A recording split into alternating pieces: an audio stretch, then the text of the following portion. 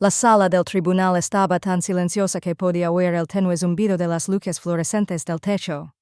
En el estrado de los testigos estaba sentado mi padre, Robert, un capitán retirado de la Marina cuyo mundo entero giraba en torno a los conceptos de legado y percepción pública. Llevaba una máscara de lástima petulante. La clase de lástima que reservaba para mí su única gran decepción. Le sonrió con sorna a su abogado, seguro de la narrativa que tejía. Entonces el juez, un hombre de rostro severo llamado Alistair Hayes, se inclinó hacia su micrófono, y el aire en la sala se volvió pesado, cargado de una repentina y aguda tensión. Su voz era serena, pero tenía una innegable fuerza que rompía el silencio. «Señor», comenzó, dirigiéndose directamente a mi padre, «usted ha testificado bajo juramento que su hija, y cito textualmente, no tiene trabajo real, simplemente ha estado a la deriva». «Es correcto». Mi padre hinchó ligeramente el pecho. «Sí, su señoría. Es una lástima, pero nunca ha tenido una dirección». El juez se recostó lentamente, quitándose las gafas y puliéndolas con un pano. La sala contuvo la respiración. «El tribunal ha revisado a puerta cerrada el historial de servicio de su hija», declaró con la mirada fija en mi padre. «Señor, durante 12 años, su hija fue la coordinadora principal de misiones de la Unidad de Tareas de Guerra Especial Naval Bravo». Dejó el título en el aire por un momento. «Dirigía misiones encubiertas de la Fuerza de Tarea Naval». Esa impactante revelación pública comenzó 2 meses antes en la quietud estéril y sofocante de un despacho de abogados. Estábamos allí para una audiencia preliminar sobre el patrimonio de mi abuela, una mujer a la que adoraba. Mi padre declaraba a viva voz su intención de asumir el control total de sus asuntos, presentándose como el hombre estable y responsable. Me señaló sin siquiera mirarme, con una voz desbordante de condescendencia para que su abogado y toda la sala la oyeran. Quería un público para mi humillación. «Mírala», dijo. Sus palabras eran un arma familiar. Se muda cada 18 meses, hace trabajos esporádicos, entrada de datos, logística, consultoria, como sea que lo llame este año. No tiene estabilidad. Cada palabra era un ladrillo cuidadosamente escogido en el muro que había estado construyendo entre nosotros durante años. En su mente lo vi todo. Las navidades perdidas las llamo abandono. Los vagos títulos de trabajo los llamo mentiras. La resiliencia la llamo falta de propósito. Estaba usando los mismos sacrificios que mi trabajo exigía como prueba de mi incompetencia. Mi propio abogado, un astuto ex oficial del JAG, me lanzó una rápida mirada inquisitiva, percibiendo la profunda injusticia del momento. Me quedé allí sentado, con una postura perfecta, mi expresión como una máscara de neutralidad cuidadosamente construida. Pero por dentro, una furia fría y dura comenzaba a solidificarse en mi pecho. Esto no era un simple insulto casual durante una cena navideña. Era una estrategia legal calculada, y él estaba usando mi vida secreta, mi honor, como munición para ejecutarla. Él consideraba mi silencio una debilidad, mi negativa a detallar mi vida como prueba de su narrativa. No tenía ni idea de que mi silencio era un requisito profesional, un deber que honraba por encima de todo. Y acababa de cometer el catastrófico error de obligarme a elegir entre mi tapadera y la seguridad de mi abuela. Para comprender el ajuste de cuentas que siguió, hay que comprender las 2 vidas que vivía. Vivir 2 vidas significa que devuelves muy bueno compartimentando. En una vida estaba mi madre, Linda, una mujer cuya función principal era calmar las aguas turbulentas que mi padre creó. Era la pacificadora designada de la familia, lo que en realidad significaba que era la principal defensora de su ego. Después de cada desaire, de cada comentario desdenoso, me encontraba en un rincón tranquilo de la casa y me recitaba su dulce y cansado estribillo. «Ya sabes cómo es tu padre, cariño», susurraba, tocándome el brazo. Su carrera lo era todo para él. Solo quiere que tengas algo normal.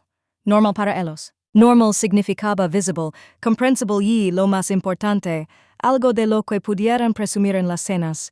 Mi vida no era nada de eso. Recuerdo una Navidad, la casa estaba llena de aroma a pino y pavo asado, una perfecta representación de la armonía familiar al estilo Rockwell. Mi padre, de pie a la cabecera de la mesa, con la copa en alto, se lanzó a su brindis anual. Siempre empezaba como un brindis por la familia, pero pronto se convirtió en un homenaje apenas disimulado a su propia carrera naval. Contaba historias discretas sobre su tiempo en un portaaviones, puliendo su propia leyenda hasta que brilló. Entonces se volvió hacia mí con una sonrisa pretenciosa. «Y Elena», dijo, «¿toda la familia me está mirando? ¿Qué aventuras emocionantes has estado tramando?» Antes de que pudiera siquiera ofrecer mi vaga respuesta, me interrumpió con una carcajada. No importa, probablemente sea información clasificada, ¿verdad? Le guiño un ojo a mi tío y la mesa estalló en carcajadas educadas. Se reían de un chiste, pero el chiste era mi vida. Vieron un juego infantil de fantasía, una hija tan desesperada por ser importante que fingía que sus aburridos trabajos temporales eran misiones secretas. En ese momento no sentí rabia. Sentí un profundo cansancio. El peso de 100 momentos similares me abrumó. La llamada de cumpleaños que tuve que interrumpir por una situación en el extranjero, a la que llamo grosería. Tuve que rechazar la oferta de trabajo en un prestigioso centro de estudios porque no era una instalación segura, lo que él describió como falta de ambición. Él era el historiador de la familia, y en su versión de la historia, yo era solo una nota al pie con una lista de fracasos. No tenía ni idea de que, mientras él rememoraba la historia, yo la escribía, mientras mi familia veía a una mujer tranquila y común sentada a la mesa. Mi realidad era una habitación insonorizada y sin ventanas en las profundidades de un edificio gubernamental seguro. No olía a pino, solo el aroma estéril del aire circulante y el zumbido constante y sordo de los servidores que procesaban cantidades inimaginables de datos. En esa habitación, mi nombre no era Elena, era Centinela. Mi mundo era una constelación de monitores brillantes que mostraban imágenes satelitales, comunicaciones cifradas y los datos biométricos de una docena de hombres que operaban a miles de kilómetros de distancia en completa oscuridad. Mi aburrido trabajo de oficina era el centro neurálgico de operaciones cuya existencia el público jamás sabría. Estaba en esa habitación cuando una alerta apareció en mi pantalla. Un repentino e inesperado impacto de una red previamente inactiva. Significaba que el plan de exfiltración de un equipo SEAL, con nombre en clave Viper, estaba comprometido. Su ruta principal era ahora una emboscada. No había tiempo para reuniones de comité ni para largos debates. Mi corazón no se aceleró. Se convirtió en un metrónomo frío y constante en mi pecho. Presioné la calma sin que mi voz delatara la adrenalina que me recorría. Viboravone acqui sentinel. Despliegue principal. Svil repito. Despliegue principal dije mientras mis ojos ya seguían su movimiento y trazaban un nuevo rumbo, redirigiéndolos al punto de contingencia Zulu. Confirme, el silencio al otro lado fue eterno. Entonces una voz tranquila y profesional respondió con un crujido, una copia sólida centinela. De camino a Zulu me recosté en la silla, la tensión en mis hombros se alivió un poco. Mi oficial al mando, el comandante Marcus Thorne, una foca canosa que comunicaba más con una sola mirada que mi padre en un monólogo completo, había permanecido en silencio detrás de mí todo el tiempo. Me puso una mano en el hombro, un gesto inusual de contacto. Bien dicho, centinela, dijo, con un leve susurro de respeto. Acabas de salvarles el pellejo. Eso fue todo, sin desfile, sin brindis, sin ceremonia pública, solo la silenciosa y profunda validación de alguien que comprendía lo que estaba en juego. Era la única aprobación que realmente necesitaba. La verdadera batalla, sin embargo, no estaba en un país remoto. Fue en una tranquila casa suburbana llena de los recuerdos de mi abuela. Ella era la única persona de mi familia que nunca necesitó que yo fuera normal. No necesitaba grandes explicaciones ni títulos imponentes. Simplemente me veía. Vio una fuerza en mi silencio que los demás malinterpretaron como debilidad, pero su salud se estaba deteriorando y sus fuerzas menguaban. Cuando la visité, vi cómo la influencia de mi padre se infiltraba en la casa como una enredadera. Su silla favorita fue trasladada a otra habitación. Sus enfermeras recibieron instrucciones nuevas y más estrictas. Y se habló, siempre enmarcada como una necesidad práctica, de vender la casa y trasladarla a una residencia de su elección. Una tarde me senté con ella sosteniendo su frágil mano, y me miró con ojos claros y preocupados. «¿Está tomando el control, verdad, Elena?», susurró. Y entonces supe que la motivación de mi padre no era su bienestar. Se trataba de control. Se trataba de consolidar el legado familiar, administrar el patrimonio y asegurar que su versión de la historia familiar fuera la única que se recordara. Estaba borrando sistemáticamente su autonomía y, al hackearlo, intentaba borrarme de cualquier posición de autoridad familiar. Trataba a mi abuela como un problema que debía resolver. Un capítulo final en su vida que debía escribirse a su manera. Ese fue el momento en que la furia silenciosa y fría del despacho del abogado se transformó en algo completamente distinto. Se convirtió en una estrategia. Mi padre medía el valor de una persona por su rango y título. Durante años le dejé creer que no tenía ninguno de los dos. Pero estaba a punto de usar mi secretismo como arma contra la única persona a la que tenía el deber de proteger. Olvido que en mi mundo neutralizamos las amenazas y él simplemente se había convertido en una. La ira que sentí en la sala de mi abuela no se extinguió, se enfrió. Se transformó en algo limpio, nítido y familiar. La lógica fría y clara de la planificación de una misión. Entré en la oficina de mi abogado, no como una hija gérida, sino como una estratega que definía un objetivo. Me senté frente a él, con las manos cruzadas tranquilamente sobre su escritorio, y le expliqué los parámetros del problema. Mis juramentos de seguridad eran innegociables, un límite infranqueable. Le expliqué que todo mi historia laboral estaba protegido por el gobierno federal y no podía ser discutido en audiencia pública. Mi padre está construyendo un caso basándose en una falta deliberada de información, dije. Con voz firme y precisa. Está usando mi discreción necesaria como arma para pintarme de inestable. Quiero usar las reglas de la evidencia para presentar la verdad sin comprometer la seguridad nacional. Mi abogado, un hombre con años de experiencia como oficial del JAG, asintió lentamente. Comprendió la singularidad de una autorización de seguridad, reconoció el lenguaje que le estaba dando. No la súplica emocional de un cliente, sino la evaluación táctica de un agente. Ya no se trataba de una disputa familiar, era un problema de información. Se recostó en su silla pensativo. Hay un mecanismo, dijo después de un momento. Rara vez se usa, pero está diseñado para situaciones como esta. Propuso una moción formal para una revisión a puerta cerrada. El juez, y solo el juez, tendría acceso a mi historial de servicio completo en la privacidad de su despacho. Los hechos de mi carrera pasarían a formar parte de la consideración oficial sin llegar nunca a ser públicos. Fue un bisturí, no un mazo, una maniobra tan sutil y estratégica que sabía que mi padre jamás la vería venir. Fue una obra maestra procesal, se presentó la moción. El lenguaje seco y formal del documento me pareció más real que cualquiera de nuestras peleas a gritos o llamadas telefónicas entre lágrimas. Mi abogado me contó después que el equipo legal de mi padre recibió el documento con franca diversión. Ni siquiera lo impugnaron. Me lo imaginaba perfectamente. Mi padre leyendo la moción, soltando una breve carcajada. Lo vería como un engaño teatral desesperado. El acto de una niña sin nada en las manos, fingiendo tener una escalera real. Su arrogancia era el elemento más predecible de toda la operación.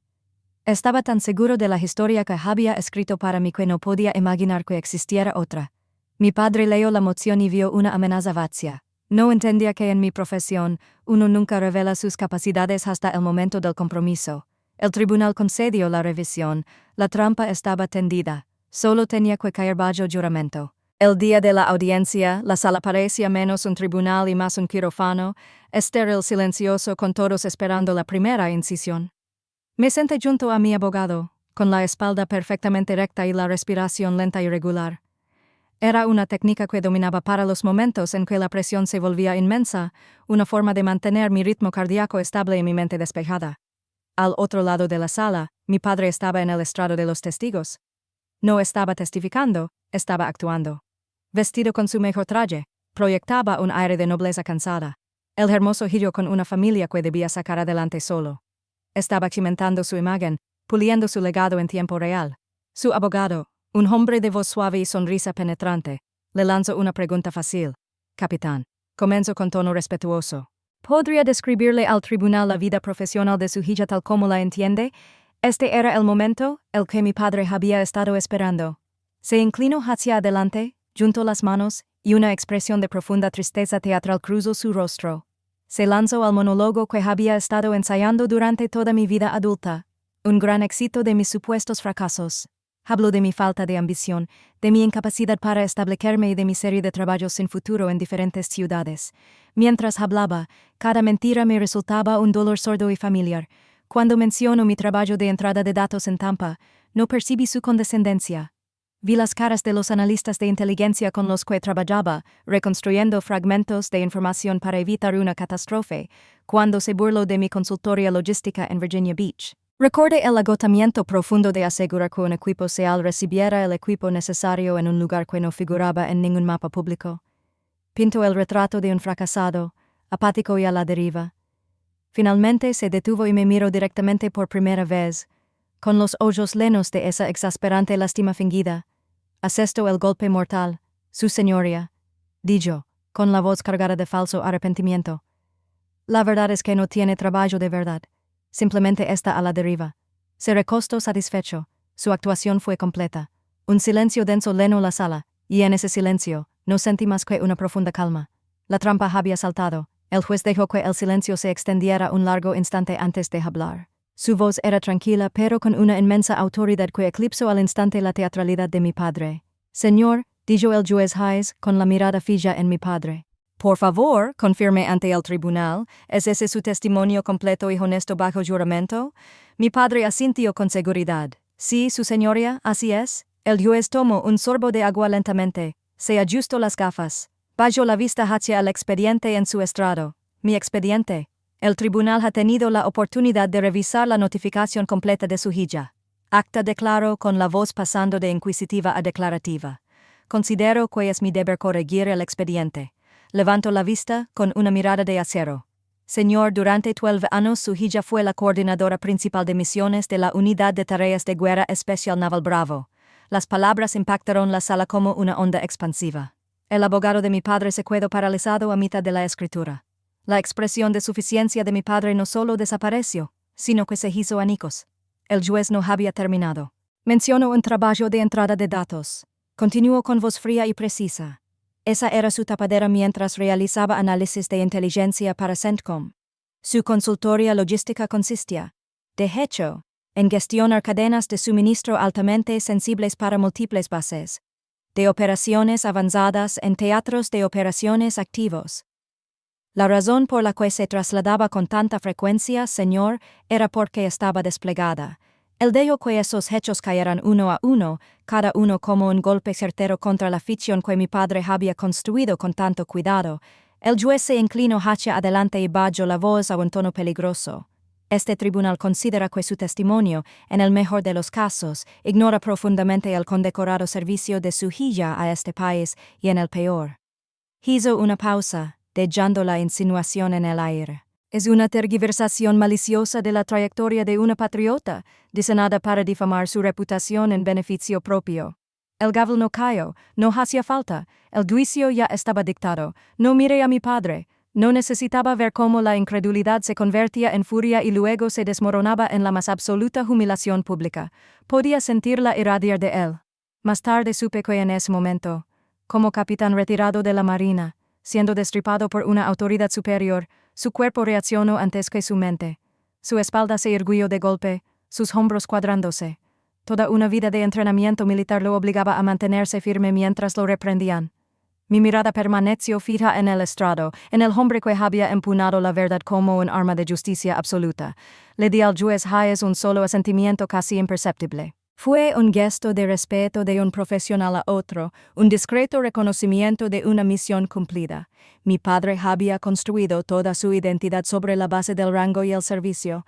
Al final fue mi servicio aquel que se negó a ver, el que desmanteló su legado en una sola frase. Las últimas palabras del juez legaron con la serena firmeza de una orden judicial. Me otorgo formalmente plena autoridad sobre el cuidado de mi abuela. Su falo estuvo salpicado de frases que parecían ajenas. Demostró carácter, un sentido del deber inigualable y una profunda integridad. Mientras hablaba, me arriesgué a mirar a mi padre. Parecía disminuido. Un hombre que había construido su mundo entero sobre los cimientos del rango y la autoridad acababa de ser despojado públicamente de ambos. Él y su abogado salieron de la sala como fantasmas, moviéndose rápidamente, con la mirada fija en el suelo, evitando el contacto con las mismas personas a las que tanto se habían esforzado por impresionar. No hubo desfile de la victoria ni gran celebración. Mi abogado me recibió en el pasillo, con una expresión tranquila y profesional. Simplemente me dio una palmada en el hombro y dijo: «Bien hecho». Eso era todo lo que hacía falta. No fue una victoria familiar. Fue una misión cumplida. 6 meses después, la tensión escalofriante de aquel tribunal parecía un recuerdo lejano de otra vida.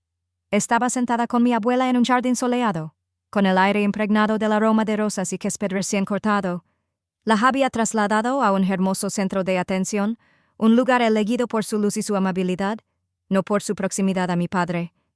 Su mano, aunque frágil, era cálida en la mía. No hablamos del juicio ni del conflicto. Hablamos de los pájaros en el comedero, de un libro que él leía, de las sencillas y tranquilas alegrías de una tarde tranquila. La batalla había terminado, y esta era la paz por la que había luchado. Fue en la dulce forma en que me sonrió, una sonrisa libre de la preocupación que había nublado sus ojos por tanto tiempo. Él siempre había visto mi fuerza y ahora, por primera vez, también podía ver mi paz. Esta era la verdadera gerencia. No dinero ni propiedades, sino estos momentos tranquilos, soleados, de seguridad y amor. Mi mundo profesional también había cambiado. El respeto que me había ganado en la sombra salió a la luz.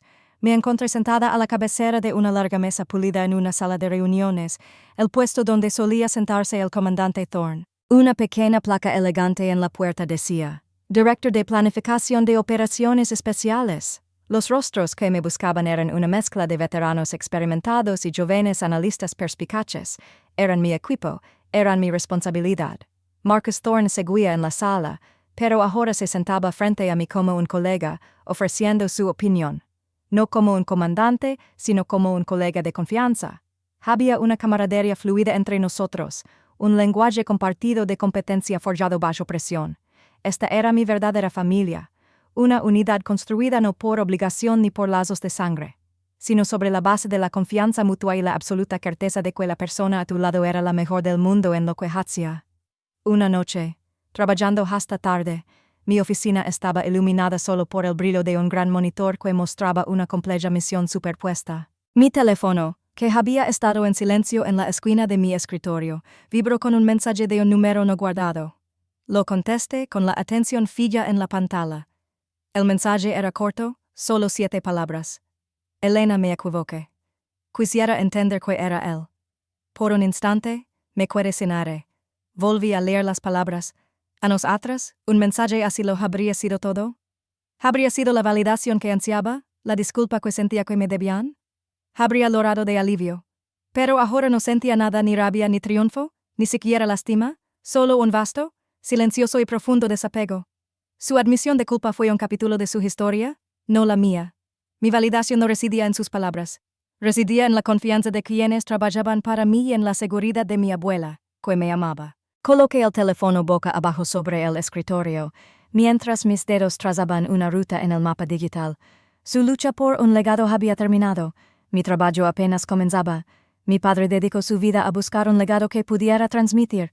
Aprendí que un verdadero legado no es una herencia. Es la confianza silenciosa de quienes te respaldan. Cuando el mundo está en juego, hay héroes que trabajan en silencio. Sus logros solo son conocidos por unos pocos. Si alguna vez has sido subestimado por quienes deberían haberlo sabido, cuéntanos tu historia en los comentarios. En esta comunidad, tu experiencia siempre es valorada.